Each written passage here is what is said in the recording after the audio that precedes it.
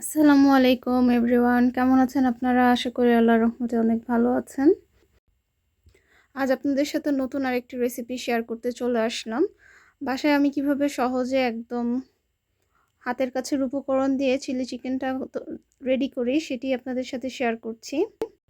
এখানে আমি কিছু চিকেন নিয়ে নিয়েছি, একদম মিডিয়াম সাইজে করে কেটে। তারপর এখানে আদা রসুনের পেস্ট অ্যাড করে দিয়েছি, হাফ চামচ করে নিয়েছি, অত বেশি না। তারপর অ্যাড করে দিলাম হচ্ছে লবণ। লবণ অ্যাড করে এখানে আমি 1 চামচের মতো রেড চিলি পাউডার দিয়ে দিলাম। তারপর দিয়েছি সামান্য একদম অল্প পরিমাণে ধনিয়া এবং জিরা গুঁড়ো।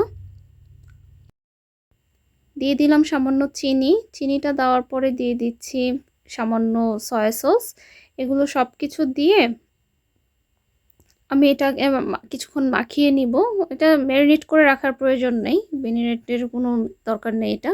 তারপর অ্যাড করে নিচ্ছি হচ্ছে টমেটো কেচাপ, সাথে অ্যাড করে নিচ্ছি সামান্য সিরকা।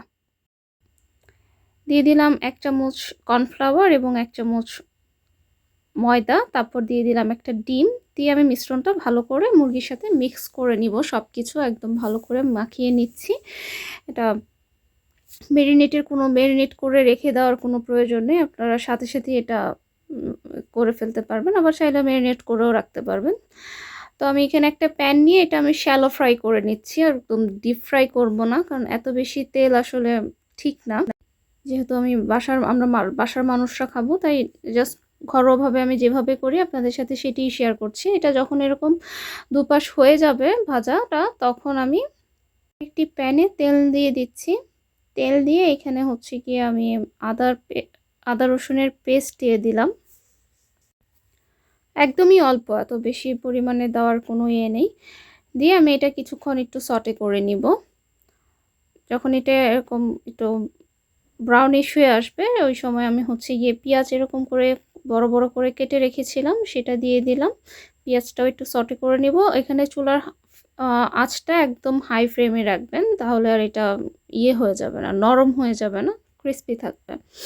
তারপর দিয়ে দিলাম হচ্ছে ক্যাপসিকাম। আমি এখানে সবুজ ক্যাপসিকাম ইউজ করেছি, আপনারা আপনাদের মতো পছন্দ মতো কালার ইউজ করতে পারেন। দিয়ে এটাও কিছুক্ষণ আমি সটে করে নিচ্ছি। তারপর দিয়ে দিলাম হচ্ছে সামান্য পরিমাণে সয়া সস, এবং এটার সাথে আরও অ্যাড করে নিয়েছিলাম হচ্ছে সামান্য টমেটো কেচাপ। টমেটো কেচাপটা দেওয়ার পরে এটা আমি আর একটু কিছুক্ষণ নেড়ে একটু রান্না করে নিচ্ছি।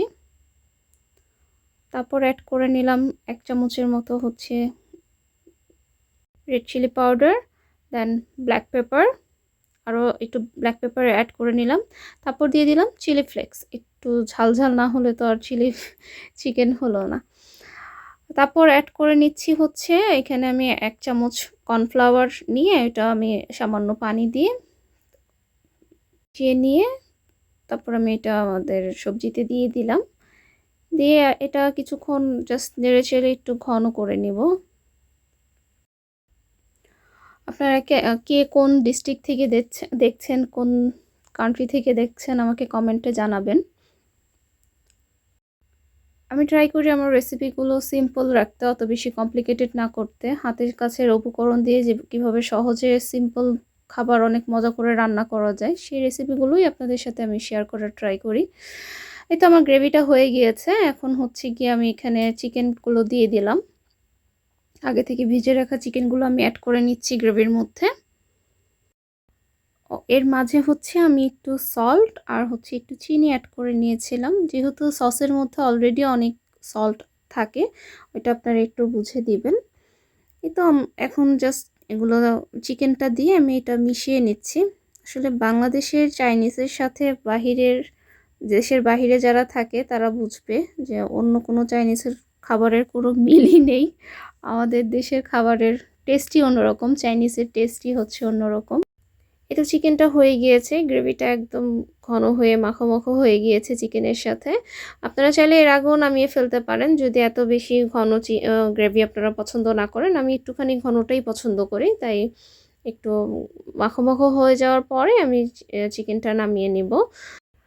সম্পূর্ণ ভিডিওটি দেখার জন্য আপনাদেরকে অনেক থ্যাঙ্কস। আপনারা যারা নতুন দেখছেন তারা প্লিজ আমার চ্যানেলটি সাবস্ক্রাইব করে আমার পাশে থাকবেন, আর বেশি বেশি করে আমার ভিডিওটি লাইক এবং কমেন্ট করে ফ্রেন্ডস অ্যান্ড ফ্যামিলির সাথে শেয়ার করে দিবেন। তো হয়ে গিয়েছে রান্না, আমি আরও কিছু কাঁচামরিচ অ্যাড করে দিয়েছিলাম। সবাই ভালো থাকবেন। আসসালামু আলাইকুম, আল্লাহ হাফেজ।